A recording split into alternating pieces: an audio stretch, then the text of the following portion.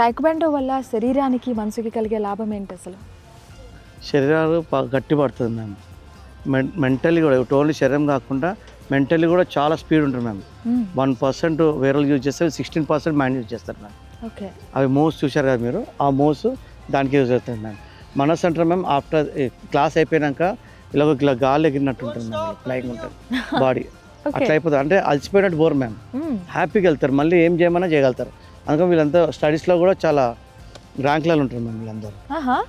ఏంటి ఇప్పుడు స్టడీస్లో మంచిగా రాణించాలంటే టైక్వాండో నేర్చుకోవాలా ఏంటి? నేర్చుకుంటే ఇంకా మంచి అలసిపోరు మేము ఈ గేమ్లో అలసిపోరు. ఓకే. వెళ్ళేటప్పుడు మంచి ఫ్రీగా వెళ్తారు, ఎలా వచ్చారో అంత ఫ్రీగా వెళ్తారు. మనకు కావాల్సింది కూడా అదే మెడిటేషన్. అందుకని లాస్ట్లో కూల్ డౌన్ అండ్ మెడిటేషన్ చేపిస్తాం.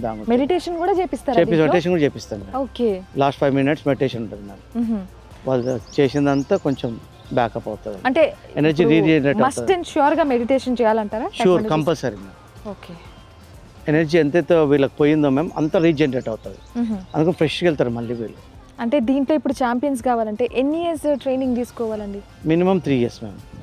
మినిమం 3 years కంటిన్యూగా నాన్ స్టాప్గా ట్రైనింగ్ తీసుకుంటే మనం దీంట్లో regular morning and evening, morning 2 hours, evening 2 hours, 100% nationals internationals కూడా మెడల్ కొట్టేస్తారు.